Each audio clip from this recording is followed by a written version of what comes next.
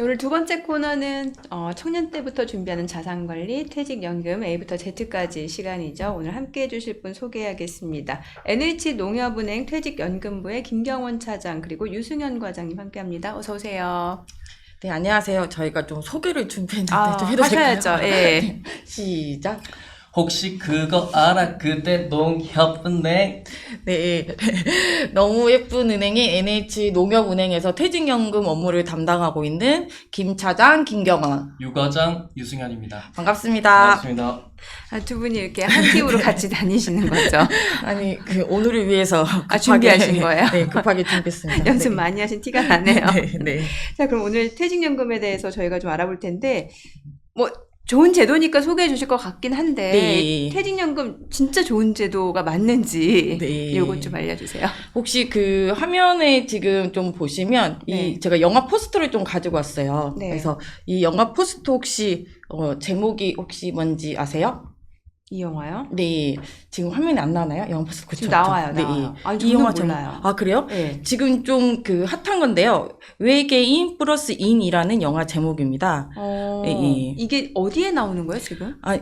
지금 OTT도 하고 영화관에서 상영도 했는데요. 네. 이 영화가 퇴직금이랑 굉장히 관련이 깊습니다. 네네.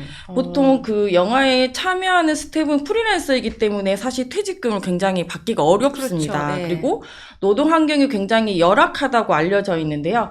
영화 업계에서 최초로 퇴직금을 지급한 영화가 바로 외계인 플러스 인입니다. 이 영화인데요. 그래서 신문에 나왔더라고요. 그래서 제가 신문을 좀 캡처해가지고 왔습니다. 예. 퇴직금이라는 제도는 법인에게는 비용을 절감하는 효과도 있지만 사실 근로자에게 굉장히 좋은 제도임이 확실합니다.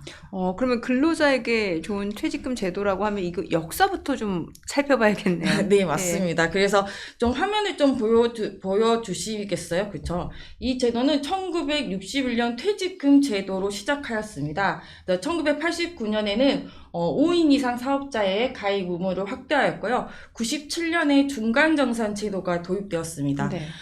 중간정산 제도가 되어서 퇴직금을 중도에 찾아서 사용하시는 분들이 굉장히 많아졌죠. 그래서 기업에서도 퇴직금을 미적립하는 문제들이 발생했습니다. 네. 그래서 이런 문제점은 근로자들의 노후 생활을 위협하기 때문에 퇴직금 제도를 보완할 필요성이 생겨서 드디어 우리가 잘 알고 있는 2005년 근로자 퇴직급여 보장법이 제정되어 퇴직연금 제도가 도입되었습니다. 네. 그러면 중간정산 제도는 없어지고 법적 사유 그 대신 5가지에 해당할 경우에만 중도 인출할 수 있는 제도가 도입이 되었던 거죠. 그리고 이제 좀 2012년에는 퇴직하고 이직하시면 IRP로 이전 의무화가 되었고, 그다음에 2022년에는 운영 문제가 좀 발생해서 유럽이나 미국에서 시행하고 있던 디폴트 옵션 제도를 도입하였습니다. 사실 이렇게 1961년부터 그래 현재까지 퇴직연금 제도는 계속 발전하고 있는데요. 네. 사실 그 목적은 다 근로자의 노후 삶을 편안하게 하기 위함이다라고 생각하시면 됩니다. 네. 좀 제가 말을 빠르게 해서 이 일을 잘 하셨는지는 모르겠는데요. 진행자님, 그러면 퇴직연금 제도와 퇴직금 제도를 구분하실 수 있으시겠어요? 뭔가 연금과 금의 차이니까 퇴직연금이라고 하면은 뭔가 이렇게 다달이 받는 느낌이고 퇴직금 하면 뭔가 한 번에 받는 느낌이에요. 예, 맞습니다. 사실은 한 끗 차이인데요. 네. 아까 말씀하신 연이 한자로 해년입니다. 음. 그래서 해마다 금으로 받으라는 네네. 뜻이겠죠. 그래서 네. 중간정산 개념이 없고 있고에 따라 퇴직연금, 퇴직금 제도가 나누어진다라고 볼 수 있습니다. 네. 근데 뭔가 퇴직연금 하면은 좀 어렵게 느껴지거든요. 예, 맞습니다. 많은 고객님들이 어렵다라고 사실 하시는데요.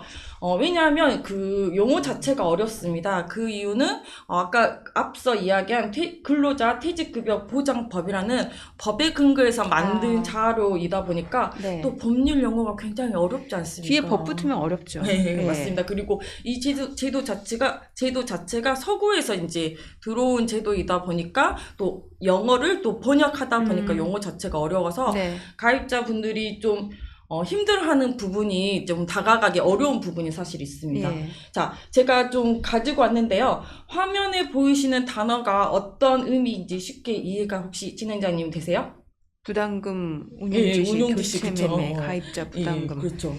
예, 부담금이라는 단어는 입금이라는 단어입니다. 그래서 돈을 불입하는 것을 부담금이라고 하는데요. 부담금 운용지시는 돈을 새로 불입할 때 어떤 상품으로 가입할지를 선택하는 것을 부담금 네. 입금 지시입니다. 그래서 기존에 있던 금융 상품이랑 아예 용어가 좀 많이 그러네요. 다른 예. 거죠. 예. 그래서 교체 매매 같은 경우에는 기존에 있던 상품에서 다른 상품으로 옮기는 것을 교체 매매라고 하고요. 가입자는 근로자를 의미합니다. 부담금이라는 말이 좀 어렵네요. 그렇죠. 부담금. 예. 예. 기존이랑 좀 다릅니다. 그렇죠? 그리고 이제 이외에도 올리금 보장형과 올리금 비보장형을 내 마음껏 운영을 할 수 있는 게 아니라 또 3대 7의 비율로 제한해 놓는 등 다른 금융상품들과 아주 다르게 제한되어 있는 상황들이 굉장히 많거든요. 네네. 이런 부분에 대해서도 굉장히 이제 그 가입자분들이 어렵다라고 이야기를 사실은 많이 하십니다.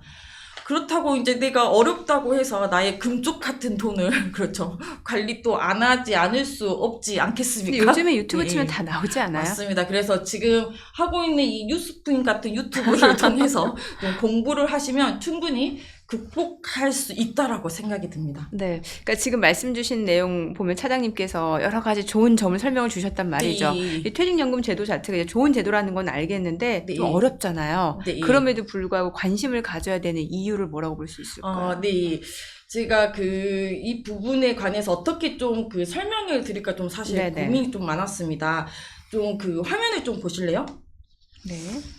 유병장수 시대여서예요. 네, 제가 유퀴즈라는 TV 프로그램이 있으시잖아요. 네네, 그 네. 프로그램을 보다가 이 교수님이 굉장히 요새 핫하시더라고요. 네네. 정희원 교수님인데요. 아산병원에서 노년내과 교수로 재직 중이라고 하시더라고요. 그렇죠. 노년내과 혹시 들어보셨어요? 소아청소년과는 저는 들어봤는데 맞습니다. 노년내과요? 예, 맞습니다. 네, 굉장히 생소하죠. 네네. 노년내과가 생길 만큼 우리는 100세 시대라는 것에 다 동의합니다. 그렇죠? 그렇죠. 이 교수님이 말씀하시기를 이제는 생로병사가 아니라 생로병병병병사 라는 시대에 우리가 살고 있다고 하더라고요. 그래서 유병장수. 네, 맞습니다. 그러니까 그래서 병이 있는 채로 병이 오래 있는 사는. 채로 맞습니다. 그래서 100세 시대까지 사는 것은 맞지만 병이 있는 채로 살아갈 네. 확률이 있다면 진행자님, 우리는 무엇이 필요할까요? 병원 다닐 돈이 필요하죠. 맞습니다. 네. 그래서 퇴직연금은 불안한 공적연금인 국민연금을 좀 보완하는 제도라고 생각하시면 됩니다. 그래서 네. 한 살이라도 좀 젊었을 때 관심을 쌓고 돈도 쌓고 이렇게 생겨야 생로 병병병병병 사인 시대에 우리가 좋은 간변시설 같은 데도 들어갈 수 있지 않을까라는 생각이 듭니다. 앞서서 그 퇴직금 제도하고 퇴직연금 제도의 차이가 이제 중간 인출. 네, 맞습니다. 근데 퇴직연금 같은 경우는 몇 가지 사유에 해당이 되어야지만 중간 네. 인출이 가능하다. 네, 맞습니다. 네, 중도 인출 요거 좀 설명해 주세요, 그러면. 네, 서두에 제가 퇴직연금은 해년자를 써서 해마다 금으로 받으라는 의미에서 중간정산이 되지 네네. 않는다고 했는데요. 네. 예외의 사유가 있습니다. 네. 그래서 이를 중도인출이라고 용어를 또 살짝 한번 중도 바꿨는데요. 인출. 네. 법에서 규정하고 있는 5가지 사유에 해당하는 경우에 중도 인출할 수 있으며 퇴직연금 제도가 DB, DC, IRP 정도 있는데요. 이거는 DC에서만 중도 인출 제도가 가능하다라고 가능합니다. 그래서 5가지 사유는 또 화면에 좀 보시겠어요? 네. 예, 무주택자 주택구입, 무주택자 전세보증금, 또 저희 우리나라 같은 경우에는 또 주택구입이 주택에 관련된 제도들이 많이 되어 있으니 여기도 이제 그런 주택구입이라든지 전세보증금, 그 다음에 본인 또는 가족의 6개월 이상 요양, 재난, 파산 선고 및 개인회생, 개시 결정 등의 사유에 충족할 시 중도 인출이 가능합니다. 정말 목돈이 필요할 때만이네요. 네. 예. 밑에 보시는 것처럼 퇴직금 담보대출도 가능한데요. 위에서 언급한 파산 선고, 개인 해산 결정을 제외한 4가지 사유에 더해서 대학 등록금, 그 다음에 홀례비 및 장례비에 사용될 경우 최고 5천만 원까지 대출이 가능합니다. 그런데 이 퇴직금 담보대출은 모든 금융기관에서 해당되는 게 아니라 너무 예쁜 은행인 NH농협은행에서만 단독으로 운영하고 있습니다. 그러니까 뭔가 이 담보대출이 중도인출보다 더 유리하다라고 판단이 될 때는 이렇게 담보대출을 좀 활용을 해야 되는데 네, 이게 그렇죠. NH농협은행에서만 네, 가능하다. 맞습니다.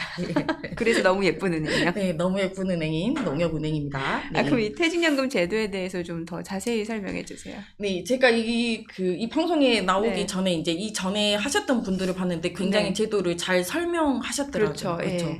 그래도 다시 한번 제가 좀 정확하게 좀 설명을 해드려야겠다라는 생각이 들었습니다. 네. 그래서 사실 딱 요 세 가지만 기억하시면 됩니다. 자, 화면을 좀 보여주시겠어요?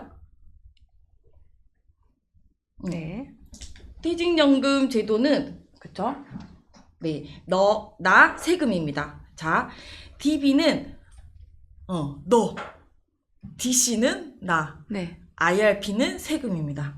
어. 네, DB는 내가 운영하는 게 아니라 회사가 운영하는 거죠. 너가 운영하는 거고, 아. DC는 내가 운영하는 거고, 네. IRP는 절세랑 관련이 있다라고 아. 생각하시면 됩니다. 예.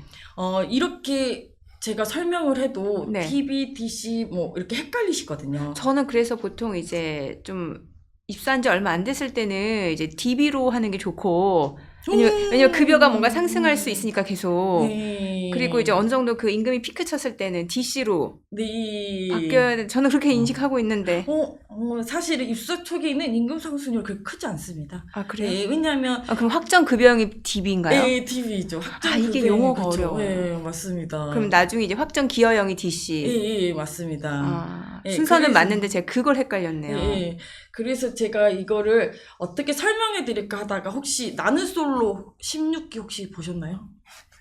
아니, 못 봤는데 인기라고 하더라고요. 그렇죠. 네. 거기에서 굉장히 이제 유명한 좀 말이 나오는데요. 뭐예요?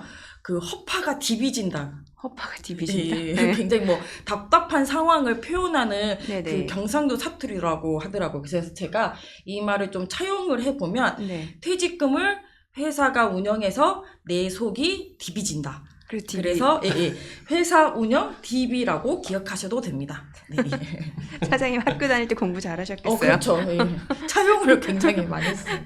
그러면 지금 말씀해 네. 주셨는데 이 DB, DC, IRP 네. 혹시 추천해 줄 수 있는 제도 상황에 따라 물론 다르겠죠? 네, 맞습니다. 그 아까 그 사회초년생이 임금 상승률이 높다라고 했는데 그건 제가 말을 그렇죠, 잘못. 예. 그렇죠. 예. 그래서 이제 임금 상승률이 높은 근로자라면 당연히 DB진 DB가 더 유리합니다. 예. 예. 그래서 대기업이나 공공기관이 임금 상승률이 높잖아요. 그래서 네네네. DB 제도를 사실 많이 가지고 있거든요. 네. 그리고 내가 좀 투자를 좀 하신 분이라면 내가 DC. 운영한 DC가 당연히 있습니다. 음, 그러면 그 진행자님 DB, DC, IRP 중 적립금이 가장 많이 있는 것은 무엇일까요?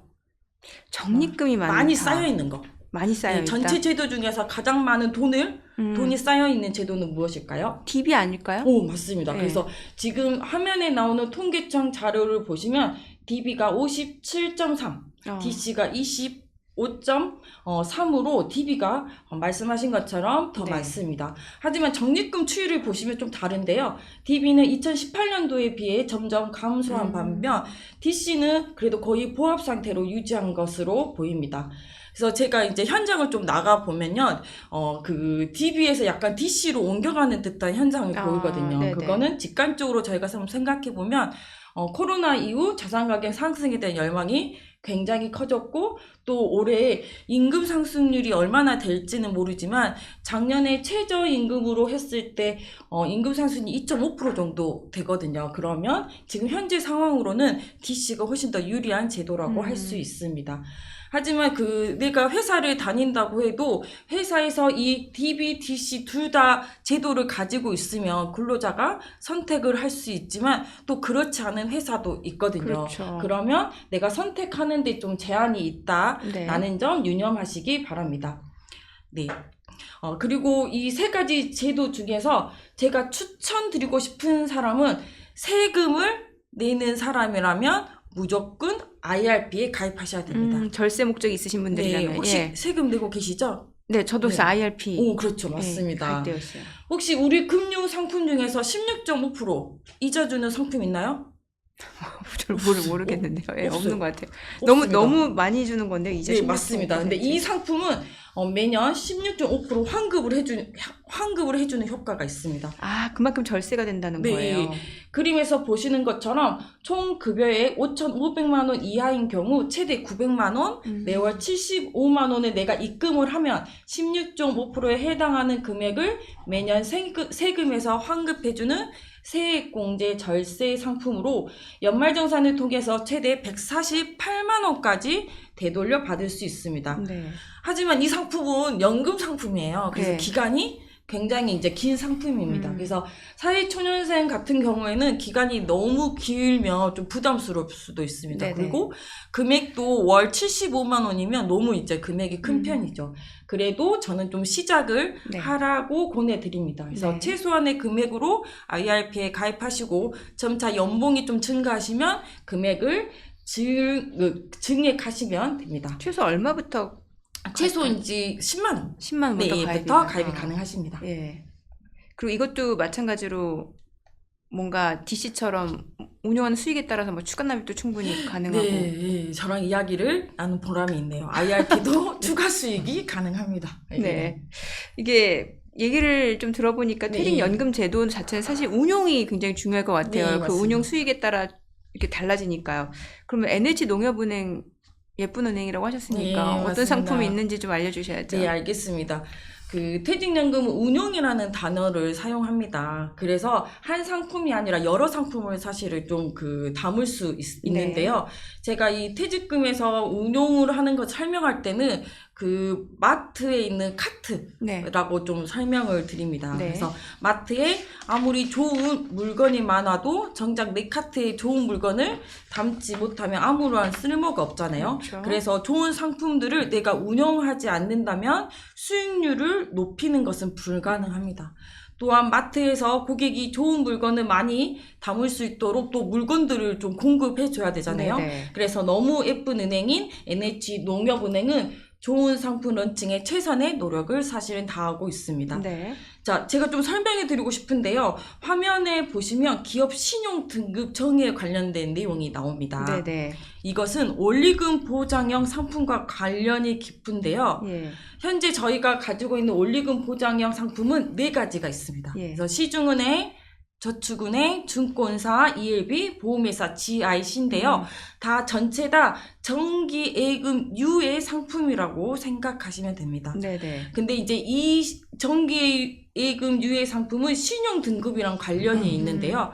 시중은행 정기예금은 가장 높은 등급이기 때문에 큰 신경을 안 쓰셔도 됩니다. 네. 하지만 나머지 3상품은 신용 등급을 좀 따져보셔야 하는데요. 신용 등급이 낮을수록 금리가 높다 낮다. 높겠죠. 그렇습니다. 예. 높습니다. 하지만 파산할 경우에는 예금자 보호법에서 보장하는 것은 원금과 이자를 합쳐서 5천만 원까지밖에 되지 않으시거든요. 네. 그래서 신용 등급을 좀 따져보시는 것이 사실은 좋은데요. 거의 모든 정기예금하고 큰 대형 보험회사 같은 경우에는 신용 등급이 AAA로 높은 편이고요. 네. 저희가 그 저축은행 같은 경우에는 A하고 A- 정도가 있습니다. 근데 요새는 저희가 고금리 영향으로 PF 대출이 저축은행들과 사실 관련이 좀 있잖아요. 네네. 그래서 5천만 원 초과하는 금액들을 저축은행에 좀 가입하실 때에는 금융 계열 그 저축은행들이 있습니다. 네. 뭐 KB, 신한저축은행 저희도 있고 그런 금융기관 계열사 저축은행을 좀 눈여겨 보실 것을 추천드립니다. 네네. 네.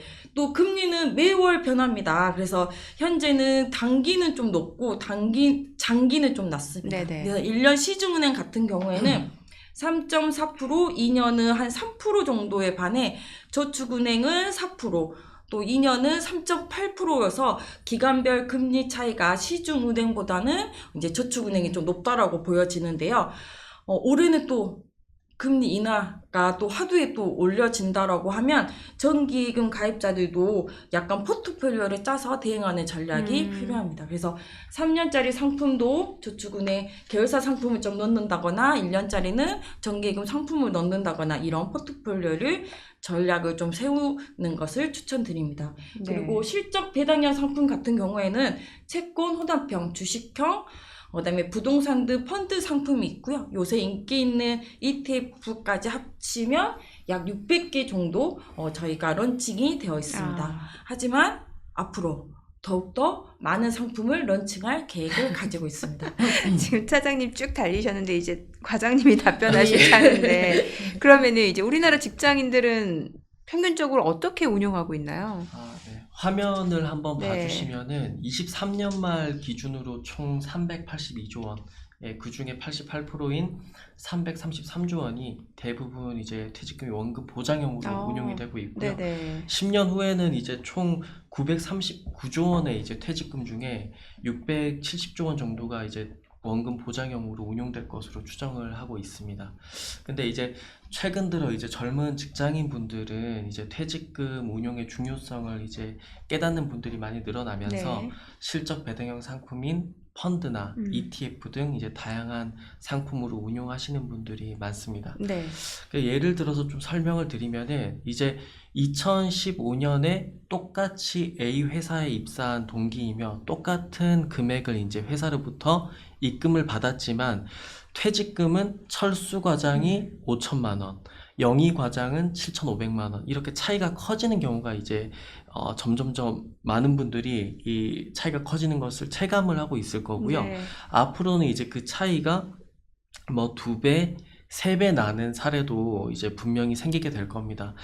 조금 더 극단적으로 사례를 들면은 퇴직연금 운용으로 이제 경제적 자유까지 노릴 수 있는 케이스가 생겨나게 될 것 같고, 네. 확률적으로 봐도 이제 그런 분들이 생길 수밖에 없습니다. 그래서 하지만 이제 아직까지는 전 연령대에서 이제 예금이나 원금 보장형 상품으로 90% 정도 이상 운용하는 경우가 많고, 네. 실적 배당형 상품을 좀 꺼려 하시거나 본인이 직접 그 상품을 운용해야 되는 것 자체를 모르는 것이 현실입니다. 뭔가 퇴직연금 하면 좀 안정적으로 원금이 보장돼야 된다는 생각 때문에 아마 이렇게 하시는 것 같네요. 네, 예. 그렇습니다. 그러면은 지금 아직까지 많은 분들이 그 퇴직연금에 대해서 큰 관심이 없는 것 같고 또 그렇다면 처음 투자 고려하시는 분들은 어떻게 시작을 해야 되는지 이것도 좀 알려주세요. 네. 일단 이제 포트폴리오에 대해서 이제 좀 말씀드리기에 앞서서 본인의 이제 투자 성향을 투자 파악하는 성향. 게 예. 중요합니다. 그래서 제가 지금 어떤 고객에게 만약에 포트폴리오를 추천한다고 했을 때 네. 제가 장기 투자를 정말 잘하는 구루라고 가정을 했을 때 네. 고수익을 얻을 수 있는 좋은 포트폴리오를 추천해 드려도 그 변동성이 심한 이제 공격형 포트폴리오 같은 경우에는 평소에 이제 좀 변동성이 큰 자산에 투자를 하셨던 분들은 이제 별 신경을 안 쓰실 수도 있어요. 근데 어떤 분들은 일이 손에 안 잡힐 그럴 수 정도로 있죠. 불안감을 느끼게 됩니다. 그래서 그 화면을 한번 봐주시면은 네. 본인이 이제 안정적 투자를 이제 원한다면 예를 들어 이제 원리금 보장 상품 80% 그리고 채권 ETF에 뭐 10% 해외 채권 혼합형 펀드에 10% 이렇게 해서 운용하는 게 본인에게는 더 맞는 그 좋은 포트폴리오가 될 수도 있을 겁니다. 네. 근데 이제 조금 손실을 감내를 하더라도 고수익으로 퇴직금 운용을 원한다면은 예금 비중을 아예 제로로 맞춰버립니다. 제로로 하고 이제 안전자산 보유 30%를 꼭 해야 되기 때문에 그 안전자산 30%조차도 TDF 펀드로 이제 구성을 하고 나머지도 이제 주식형 펀드나 뭐 미국 S&P 500 ETF나 이런 이제 실적 배당형 상품들로 매우 공격적인 이제 포트폴리오를 만들 수도 있습니다. 네네. 예.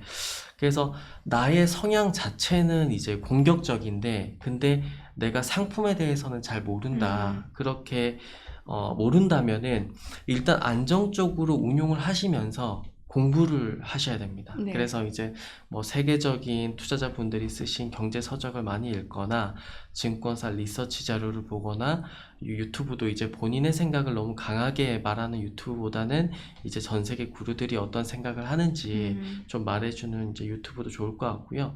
당연히 우리 뉴스핌 TV 채널도 보시면 큰 도움이 될 것 같습니다. 네네. 그래서 내 퇴직금을 어떻게 운용할 것인가 깊게 생각을 하시면서 공부를 하셔야 되고요.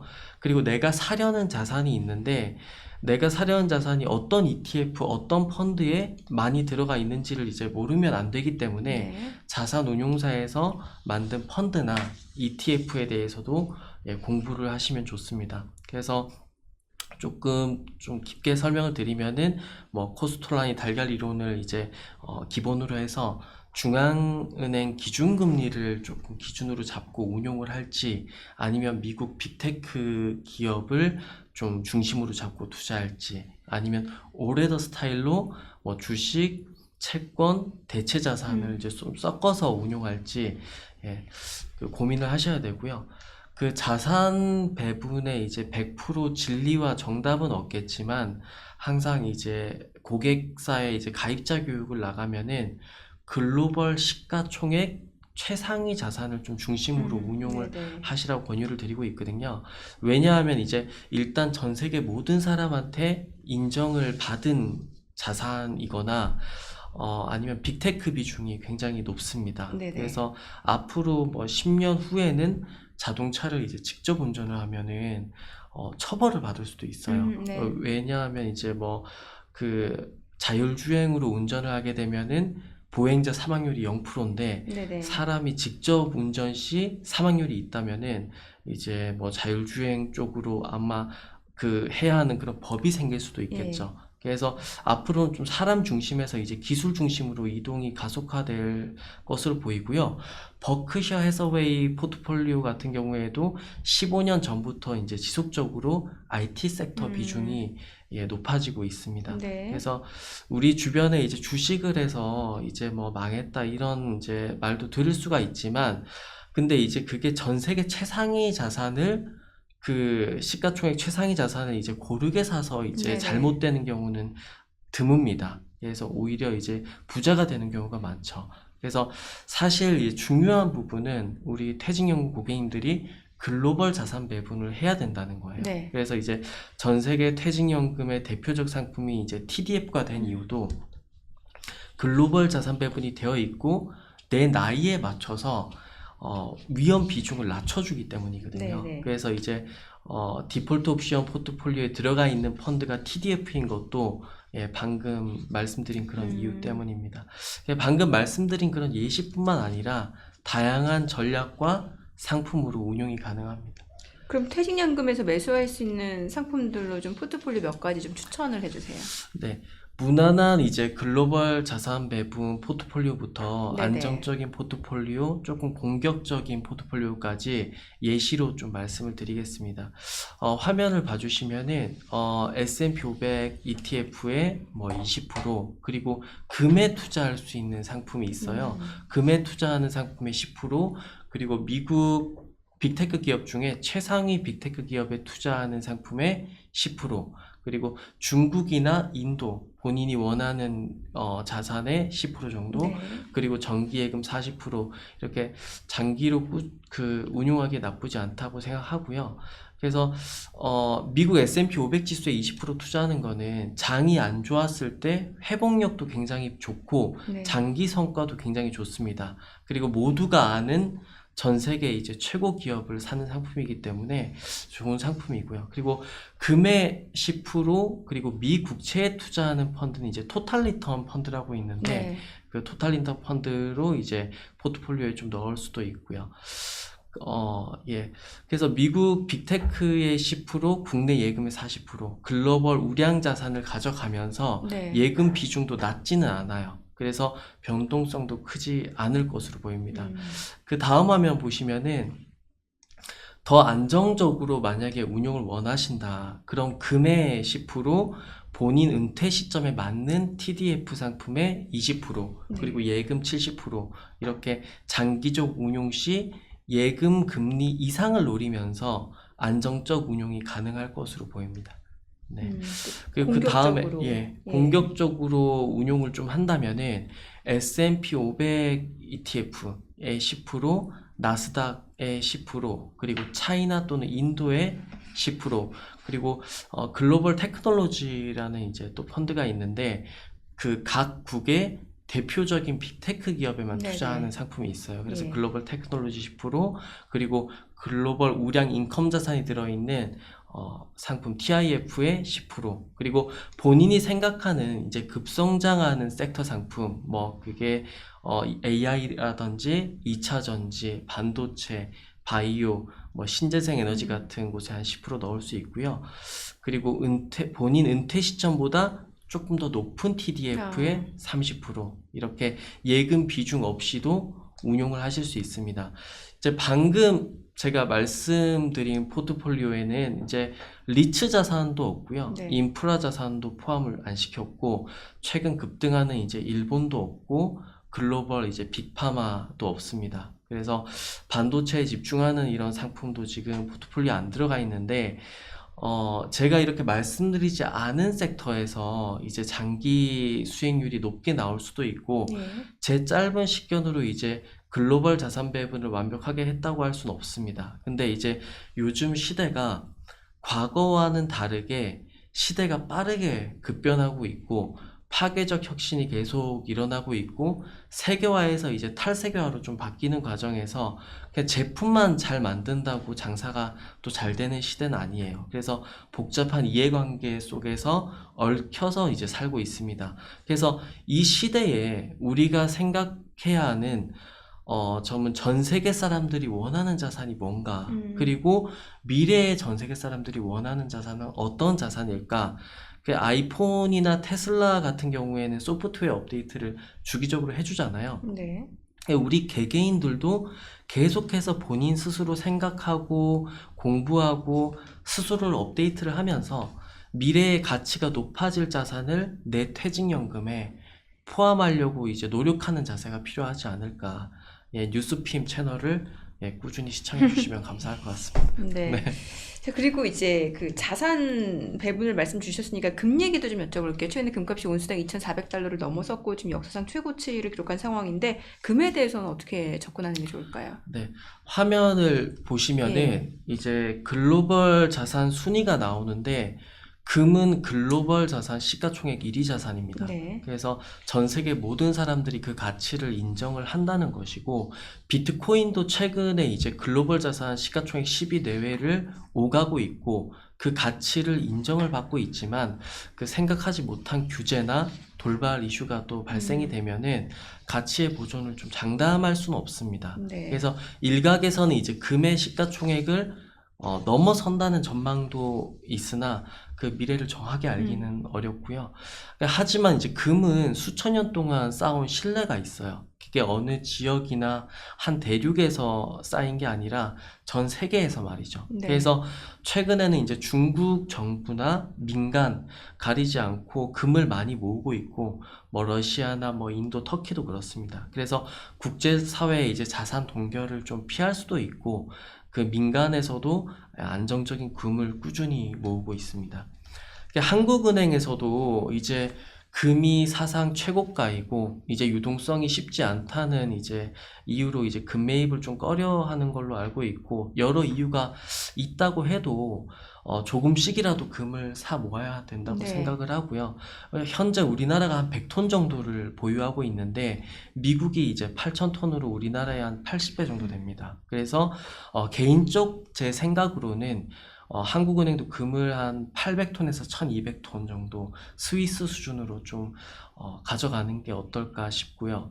그리고 일반 직장인 분들도 이제 개인적으로 실물금을 모으는 사람은 잘 없어요. 네. 근데 퇴직연금 내에서라도 소량이라도 좀 모아가셨으면 하는 바람이 있습니다. 그리고 금의 좀 가장 큰 장점은 화폐를 찍어낼수록 이제 금의 가치는 좀 올라간다는 겁니다. 그래서 특별한 전략이 없어도 네. 인플레이션을 해지를 할 수가 있는 자산이에요. 그래서 물론 워런 버핏처럼 어느 회사가 앞으로 돈을 잘 벌어들일지 이제 선각자적인 이제 인사이트가 있다면은 굳이 금에 투자할 필요가 없어요. 예. 오히려 비효율적입니다. 근데 일반인 중에 이제 그런 인사이트가 있는 분이 이제 얼마 없습니다. 그리고 그런 인내심을 가진 사람도 없기 때문에 그런 점을 볼 때 금을 10% 정도 퇴직연금에서 유지시키는 것도 나쁘지 않다고 생각을 합니다. 물론 이제 금리가 여기서 만약에 더 올라가거나 아니면 동결된 채로 예측보다 이제 이 고금리 상황이 오래 가게 되면은 우리가 100억을 예금에 넣어두면은 연 5억이라는 이자가 발생이 되는데 금은 이제 사실 무슨 이자를 주진 않거든요. 네. 그래서 이제 상대적인 매력도가 좀 줄어들기 때문에 이제 조정이 좀 있을 수는 있습니다. 자, 그럼 두 분은 이 퇴직연금 제도와 관련해서 조금 관심 있으신 분들 만날 때, 고객분 만날 때 어떤 점을 강조하세요? 네, 저부터 네네네. 이야기할까요? 네. 저는 이제 상품을 좀 판매하는 사람으로서 제가 고객님들에게 그 정보를 드리는데요. 네. 또 나의 정보가 쓸만한지는 고객님이 판단을 하셔야 됩니다. 그래서 그 고객님의 좀 판단력을 좀 제가 올려드리고 싶다는 생각을 좀 많이 합니다. 네. 그래서 앞서 유 과장님이 공부를 이제 왜 해야 되는지 그런 부분에 대해서 이야기해 주셨는데 저도 공부를 왜 해야 되는지 그 다음에 자산 배분을 왜 해야 되는지 고객님한테 좀 인사이트를 좀 주려고 하는데요. 네. 제가 그 고객님 만날 때 인사이트를 줄 때 쓰는 그 그림입니다. 그래서 네. 화면에 좀 보시면 혹시 이제 무슨 그림인지 혹시 짐작이 되시나요? 예. 이거 위에서 내려다보면 교차로 사진인가요? 맞습니다. 예. 여기 프랑스인데요. 예. 예, 개선문. 개선문 회전교차로입니다. 네네. 12개의 도로가 있다고 하는데요. 지금 이렇게 봐도 굉장히 복잡해 그렇죠. 예. 보이잖아요. 그래서 제가 운전에 좀 미숙한 사람이 좀 여기 회전교차로에 들어가긴 굉장히 사실은 어려울 것 같아요. 그래도 한번 용기 내서 들어가면 나름의 규칙을 발견하면서 좀 빠져나오지 않겠습니까? 그래서 경제가 굉장히 복잡해서 처음에 접근하기 굉장히 어렵잖아요. 그래도 하나하나씩 용어를 좀 정리해 가다 보면 나름의 규칙을 발견하고 충분한 판단력이 고객님도 생길 수 있다라고 생각합니다. 그래서 경제 공부를 할 때 꼭 이 자료를 좀 보여주는 편이고요. 네. 두 번째는 JP모건에서 나온 자료입니다. 네. 각 해마다 가장 수익률이 좋았던 자산을 좀 나타냅니다. 보시면 2022년에 가장 좋았던 자산군은 원자재이고요. 네. 2023년에 가장 안 좋았던 것은 자산군은 또 원자재입니다. 그래서 사실은 2022년도에 원자재를 가지고 있던 분들도 매도를 좀 잘못하면 2023년에는 좀 손실을 볼 수 있는 그렇죠. 굉장히 어려운 시장이었는데요.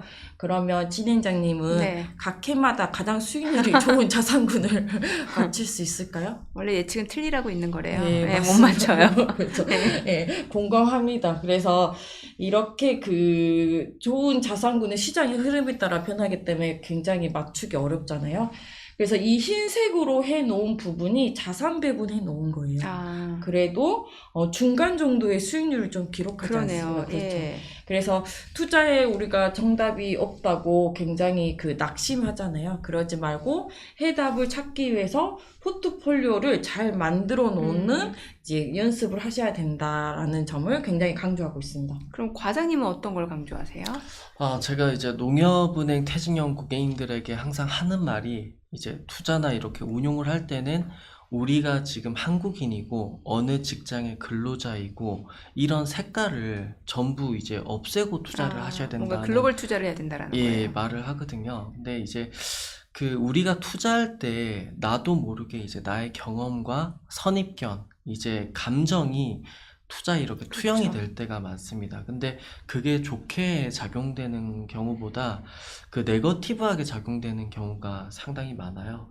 냉정하게 세상을 봐야 됩니다. 그래서 군사, 경제, 에너지, 식량, 모든 패권을 거머쥔 국가가 어디인지 그 국가의 자산을 보유하는 것과 보유하지 않는 것, 그거의 수익률 측면이나 안정적인 측면을 이제 냉정하게 데이터로 좀 바라보아야 된다는 거죠. 그래서 옆나라 대만과 이제 중국이 전쟁이 나는데 수출 수입 베낄 때문에 아무 상관도 없는 이제 한국이 큰 피해를 입을 수 있는 것도 다른 나라 입장과 우리 입장에 큰 차이가 있는 점이고요. 우리가 생각했을 때 상관없는 상황까지 우리에게 이제 좀 리스크가 될 수가 있습니다. 그래서 화면에서도 보시면은 오른쪽에 나옵니다. 지금 이게 실시간으로 그 현 시점에서 이제 우주에서 이렇게 봤을 때 비행기가 날아다니고 있는 데이터예요. 네. 그래서 우리나라는 이제 다른 나라와 긴밀하게 연결되어 있고, 지금 여기 비행기만 나오고 지금 배는 나오지 않는데요. 네. 배까지 나오면 정말 어마어마하겠죠. 그래서 여행객이나 수입, 수출 물량이 지속적으로 들어오고 나가고 있습니다. 우리 몸의 혈액처럼요. 그래서 제가 이제 퇴직연금 업계에서 일을 하면서 고객을 볼 때 조금 안타깝게 생각하는 점이 있습니다. 원화로 월급도 받고, 보유 자가, 보유 예금, 보유 주식도 이제 삼성전자가 아무래도 많겠죠. 그래서 결국은 이런 자산들이 다 원화 자산 베이스예요. 네네. 근데 원화가 아주 긴 시간 동안 가치가 있는 자산이면 좋겠지만, 그런 바람도 있지만, 원화 자산이 만약에 흔들리게 되는 경우에는 우리가 받는 월급이나 보유 주식, 집값 모든 게 좀 흔들릴 수 있는 거거든요. 네. 그래서 왼쪽을 봐주시면은 그 한국의 자산 구조를 보면은 그 부동산에 좀 많이 치우쳐져 있고, 그 중에 연금 자산은 이제 5% 정도 평균 되는데 그 5%가 조금 되지 않죠. 근데 이 자산만큼이라도, 이 퇴직연금 자산만큼이라도 꼭 글로벌 자산 배분을 해주셨으면 하는 생각을 하고 있습니다. 네. 네. 혹시 또 추가로 좀 알려줄 내용 있으세요? 아, 그래요. 이거는 네. 좀 중요한 부분인데요. 네네네. 이거 좀 알려드려야 될 것 네. 같아요. 진행자님은 서학개미가 혹시 무슨 말씀인지 아세요? 우리나라 투자자분들이 미국 주식을 사는 경우 이제 서학개미라고 하죠. 네, 맞습니다. 그러면 서학개미들이 수익이 났을 경우에 세금을 얼마나 낼까요? 20%. 맞습니다. 네. 맞습니다. 거의 맞는데요. 예. 저희가 해외 주식을 매수하는 방법은 두 가지입니다. 해외에 상장되어 있는 것을 직접 구입하는 거, 그 다음에 국내 상장되어 있는 해외 관련 ETF나 예. 펀드들을 구입하는 예. 방법입니다. 첫 번째는 직접 구입한 부분에 대해서 이익이 나면 22% 양도소득세를 그렇죠. 내야 합니다. 굉장히 많죠. 예. 두 번째는 국내 상장되어 있는 해외 관련 펀드 ETF를 매수하였다면 그 차액에 대해서 배당 소득세 15.4%, 그리고 이 금액이 2천만 원을 초과한다면 타소득과 합산해서 금융소득 종합과세가 부과가 됩니다. 네. 굉장히 이제 고일로 넘어가는 그렇죠. 거죠. 예. 그럼 퇴직연금 내에서 해외 관련 상품을 가입했을 경우 세금이 어떻게 될까요? 앞서 저 알 것 같은 게 차장님이 절세가 맞습니다. 절세 목적이 있다고 말씀 주셨으니까 뭔가 세금 목적에서 맞습니다. 유리할 것 같은데요. 네, 퇴직연금 대에서 해외에 상장되어 있는 ETF는 구입할 수가 없기 때문에 네네. 사실 양도소득세는 해당되어 있지 않습니다. 네, 퇴직연금 내에서 국내 상장 해외 펀드나 ETF의 이익이 발생하더라도 해지 시점에서는 세금을 내지 않습니다. 네. 세금을 내잖아요. 와. 그쵸? 그리고 2천만 원이 초과하더라도 금융소득 종합과세에 해당하지 않습니다. 그럼 이 세금이 과연 언제 발생하는가? 퇴직연금을 수령하는 시점에 발생한다는 거예요. 네. 그래서 과세 이연, 과세 시기를 뒤로 미루는 효과가 있고, 게다가 55세에 이것을 연금으로 수령하면, 네. 그쵸? 3.3에서 5.5% 정도의 연금소득세가 부과됩니다. 세율이 확 네, 낮아지는 확 낮춰지는 예. 거죠. 그리고 근데 이제 이거를 일시에 찾아가거나 중도에 해지하면 기타 소득세가 부과가 되는데요. 15.4%보다는 조금 더 높아요. 16.5%이긴 하지만 네. 이 경우에도 기타 소득은 분리과세이기 때문에 금융 종합과세는 피해갈 수 있습니다. 네. 그래서 고소득자에게는 이 방법도 괜찮은 그러네요. 거죠. 또 하나는 손익통산 부분입니다. 손익통산 좀 어렵잖아요. 그렇죠? 이익과 손실을 어떻게 합치냐, 네네. 합치지 않느냐의 개념인 거죠. 네. 퇴직연금이 아닌 곳에서 내가 해외 관련 상품을 투자했다면 내 전체 포트폴리오는 마이너스이고 내가 이익이 난 부분을 해지를 해도 세금을 내야 되는 거죠. 그러니까 저 같은 경우인데요. 네네. 굉장히 사실 좀 당혹스러워요. 네. 마이너스인데 세금을 내야 되니까. 네. 하지만 퇴직연금 내에서는 이익과 손실을 전부 합산해 줍니다.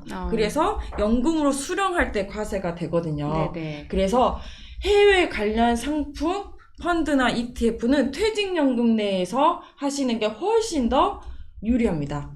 과세도 이연되고 이익도 손상되고 그다음에 연금으로 수령할 경우에 세율 자체가 3.3에서 5.5% 굉장히 낮춰지는 효과를 가지고 있다는 거죠. 그래서 제가 다시 한번 이야기하자면 네. 해외 펀드 혹은 ETF에 투자하려고 하시는 분들은 퇴직연금 내에서 하시는 것을 강력하게 추천드립니다. 절세 효과가 굉장히 크네요. 네, 맞습니다. 예, 네. 예. 그러면은 NH농협은행만의 장점도 알려주셔야죠. 네, 그 NH농협은행 너무 예쁜 은행 예, 장점은 한 100가지가 정도 됩니다. 네. 하지만 시간 관계상 네. 딱 3가지만 말씀드리겠습니다.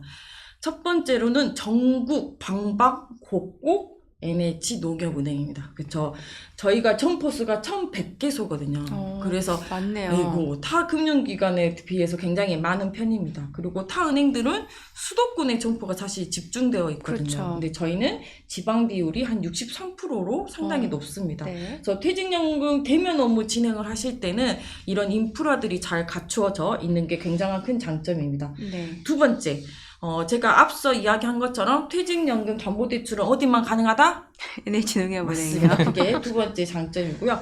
자, 세 번째는 부가 서비스입니다. 그래서 화면에 보시는 것처럼 뭐 다른 은행이랑 좀 비슷할 것 같아요. 네. 금융수수료 면제되거나 뭐 환율이 뭐 우대되거나 건강검진 우대되거나 이런 것은 좀 비슷할 것으로 보이는데 제가 또 그 좀 강조하고 싶은 것은 저희 이 너무 예쁜 은행 NH농협은행은 또 농업과 상생하는 곳이잖아요. 네, 그래서 네. 주말 농장이라든지 외갓집 체험이라든지 이런 네. 이벤트들을 진행하고 있습니다. 두 분 오늘 방송 출연 처음이세요? 네, 맞습니다. 선생님 너무 재밌게 해주셔가지고 퇴직연금 담당하고 계시잖아요. 네, 그럼 오늘 또 첫 출연이니까 또 마지막으로 또 하시고 싶은 말씀 하셔야죠. 네. 그럼 제가 먼저 할까요? 네네.